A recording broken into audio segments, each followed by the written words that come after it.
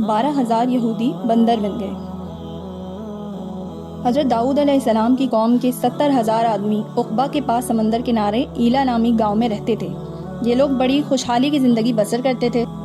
اللہ تعالیٰ نے ان لوگوں کا اس طرح امتحان لیا کہ ہفتے کے دن مچھلی کا شکار ان لوگوں پر حرام فرما دیا اور باقی دنوں میں شکار حلال فرما دیا، مگر اس طرح ان لوگوں کو آزمائش میں مبتلا فرما دیا کہ ہفتے کے دن بے شمار مچھلیاں آتی تھیں اور دوسرے دنوں میں نہیں آتی تھیں۔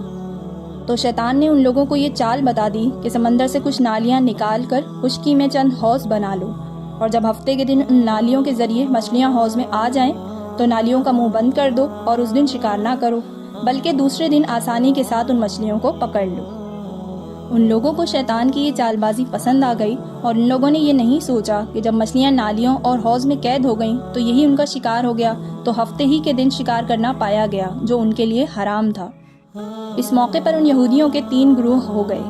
کچھ لوگ ایسے تھے جو شکار کے شیطانی چال سے منع کرتے رہے اور ناراض اور بیزار ہو کر شکار سے باز رہے، اور کچھ لوگ اس کام کو دل سے برا جان کر خاموش رہے، دوسروں کو منع نہ کرتے تھے بلکہ منع کرنے والوں سے یہ کہتے تھے کہ تم لوگ ایسی قوم کو کیوں نصیحت کرتے ہو جنہیں اللہ تعالیٰ ہلاک کرنے والا یا سخت سزا دینے والا ہے۔ اور کچھ وہ سرکش و نافرمان لوگ تھے جنہوں نے حکم خداوندی کی اعلانیہ مخالفت کی اور شیطان کی چال بازی کو مان کر ہفتے کے دن شکار کر لیا اور ان مچھلیوں کو کھایا اور بچا بھی لیا۔ جب نافرمانوں نے منع کرنے کے باوجود شکار کر لیا تو منع کرنے والی جماعت نے کہا کہ اب ہم ان گناہگاروں سے کوئی میل ملاپ نہ رکھیں گے۔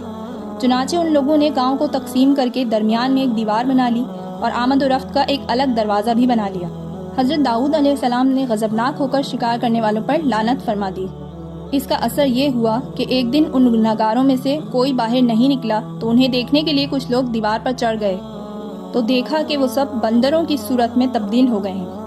اب لوگ وہ دروازہ کھول کر اندر داخل ہوئے تو وہ بندر اپنے رشتہ داروں کو پہچانتے تھے اور ان کے پاس آ کر ان کے کپڑوں کو سونگھتے تھے اور زار و قطار روتے تھے، مگر لوگ ان بندر بن جانے والوں کو نہیں پہچانتے تھے۔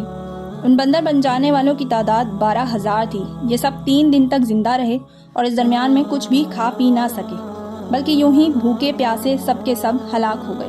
شکار سے منع کرنے والا گروہ ہلاکت سے سلامت رہا، اور صحیح قول یہ ہے کہ دل سے برا جان کر خاموش رہنے والوں کو بھی اللہ تعالیٰ نے ہلاکت سے بچا لیا۔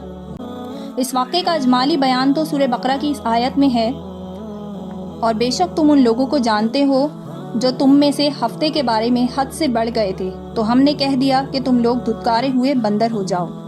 اور مفصل واقعہ سورہ اعراف میں ہے۔